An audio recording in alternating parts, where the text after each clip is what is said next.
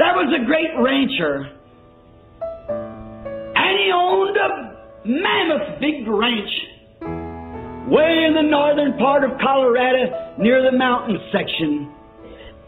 And on this certain ranch, the owner or the caretaker, what we call there the top, the foreman, he had about 5 daughters.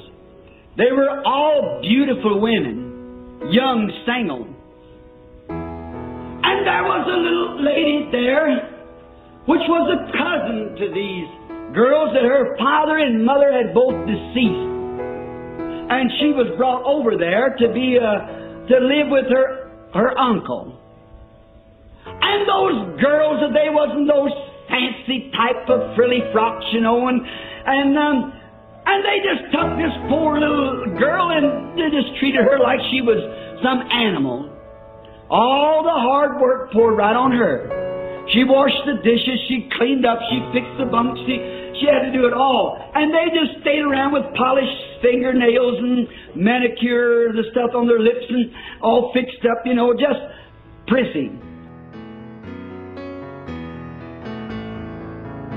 When they heard that from Chicago, the big packing company who owned the outfit, his young single son was coming to visit the ranch.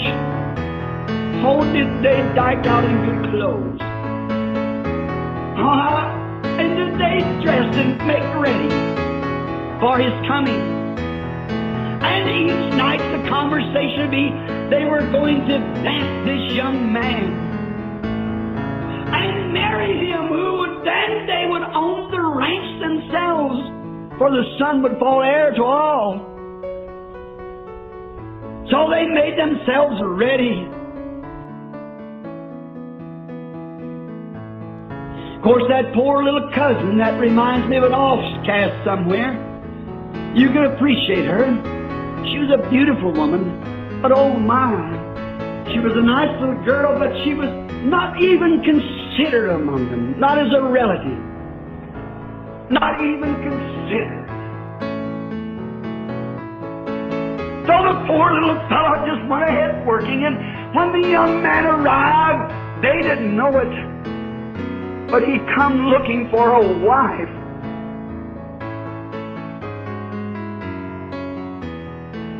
And as this boy looked upon him, he was disheartened. And that night they were having something on the order.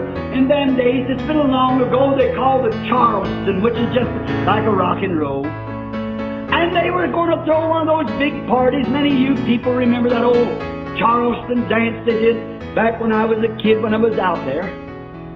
But this boy was sick of that stuff. He was hunting for a real girl. So he sipped out other party.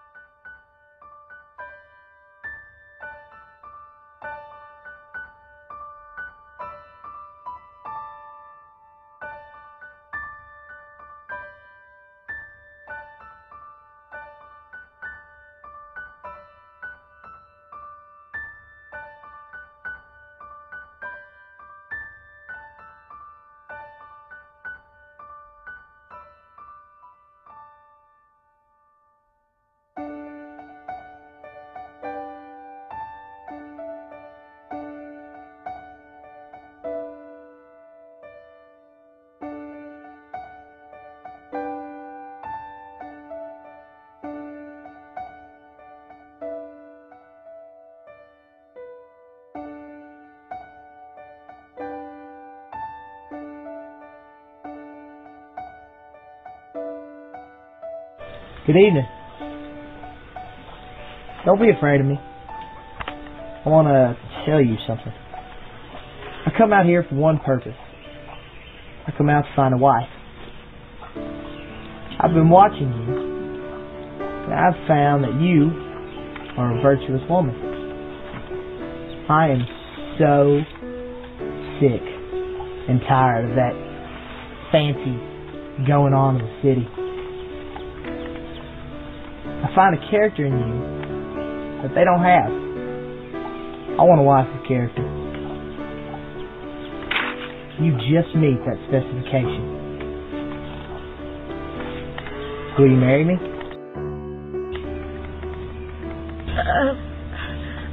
Of course I would, but I'm not worthy. Don't think of that. I'm not looking for clothes and things.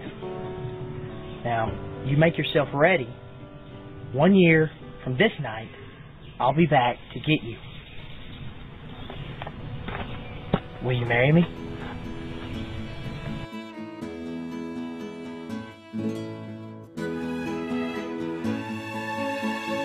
All years she worked, slaved, and saved her little 75 cents what they give her for her wages a day.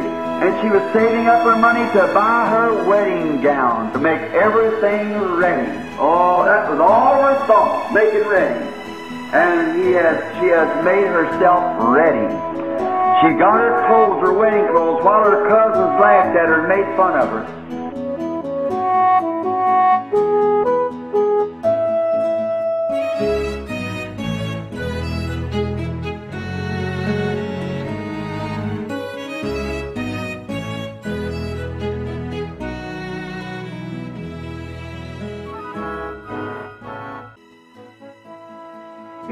She dressed herself in her wedding garment,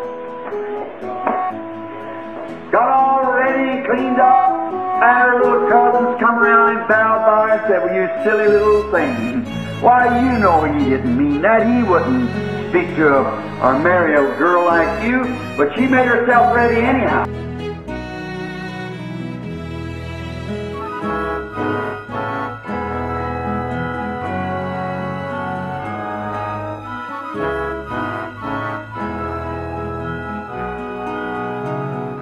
So come along late in the evening and they begin to mock and make fun of her. She stood right at the door waiting anyhow. And so he said, "What time did he say he'd be here?" He said he didn't say. But said he told me tonight that he gave me the engagement ring. He said he told me it would be about 1 year from now. Therefore, I've got an hour left. Amen. Just kept waiting. I got 1 hour left. 30 minutes left. 10 minutes left. And they laughed and made fun of her, called her everything.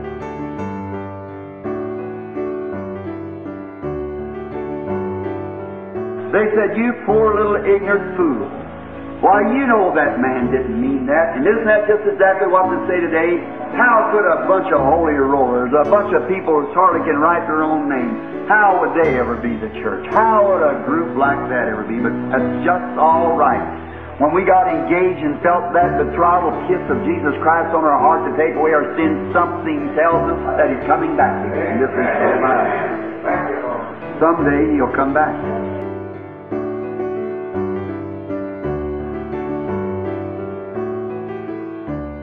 But finally, right at that crucial hour, they heard the sand turning under the wheels. The horses are coming.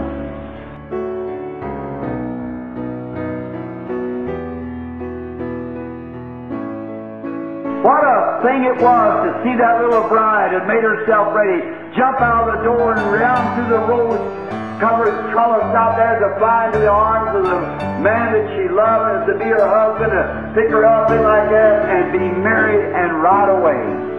Some of these days, brother, those who are making fun and saying holy roller and Pentecostal and things like that, we're awaiting. We still got a little time. They say, "Oh, there's no difference what it ever was." Don't worry. We got a little time left. And at that moment that He promised, He'll be here. Some of these days He'll take a flight and go away. Just be ready. Keep the wedding garment on. Keep all cruel out of your heart. Everything. Listen now to the scripture, read here. "Let us be glad and rejoice and give honor to Him, for the marriage of the Lamb is come, and His wife has made herself ready." Get it? "And to her was granted that she should be arrayed in fine linen, clean and white, for the fine linen is the righteousness of saints." Praise be to God. "And He said unto me, Right blessed are they which are called to the marriage supper of the Lamb. And He said unto me, These are the true sayings of God." So there's going to be a meeting in the air one of these days. In a sweet, sweet by and by. Just stay ready. Keep yourself ready. Purge your heart from all evil thinking. Have faith in God, no matter how dark it looks and how many laughs and make fun and say you've made a mistake. Keep right on living holy and living for God. Just keep moving on. The hour will arrive.